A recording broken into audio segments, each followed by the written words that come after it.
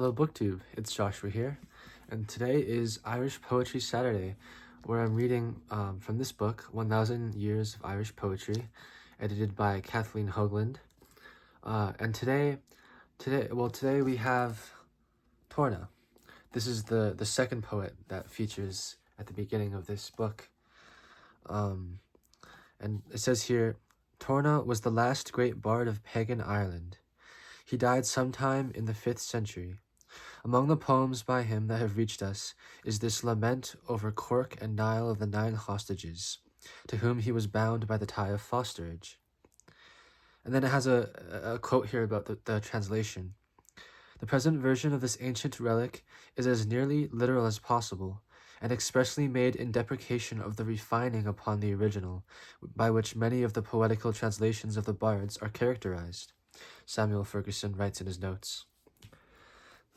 So that's a pretty interesting comment, because I wonder how other translations of these Irish poems would sound, because I think for for a great part of this book, maybe the first third of it, a translator is required because the poems are actually in the Irish language. So it would be interesting. Maybe I could look up other versions, other translations of the same poem. But here's the poem. It's only one poem, and it's about a page and a half long. It's called The Lament for Cork and Niall of the 9 Hostages.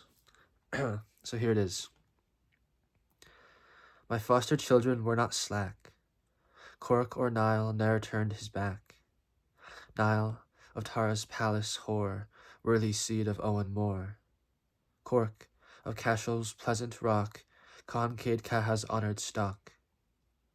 Joint exploits made Erin theirs, joint exploits of high compeers. Fierce they were, and stormy strong.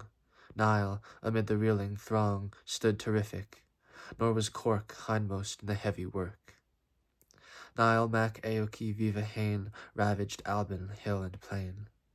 While he fought from Tara far, Cork disdained unequal war.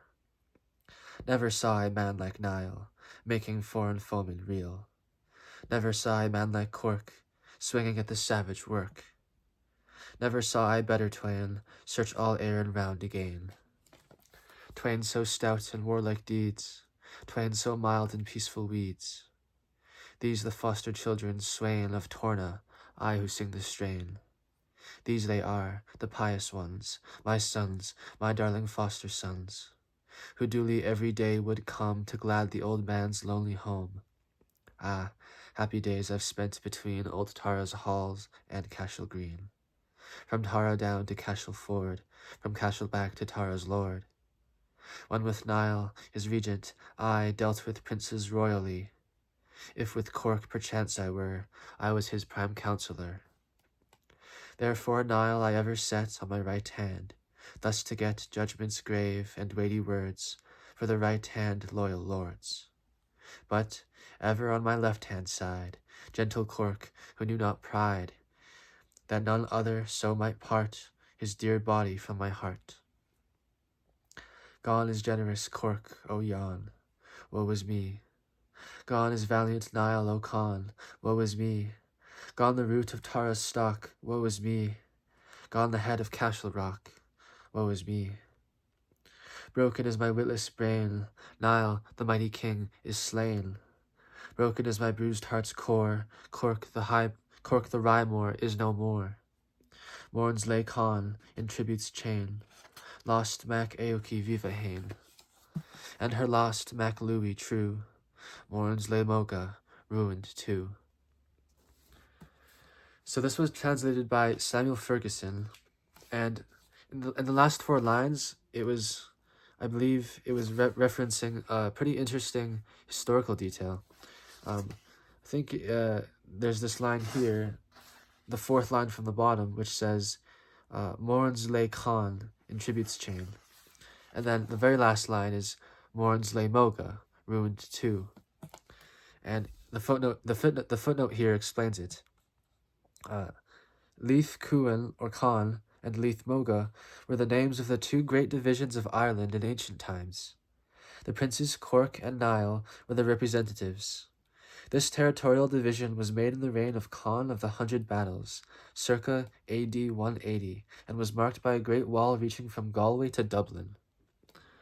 Now, I find that to be fascinating.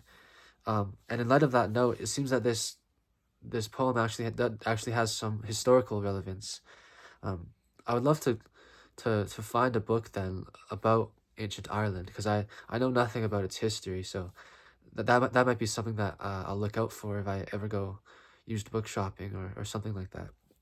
Um, but as for the poem, I found it to be very enjoyable. I just love the simple uh, couplets.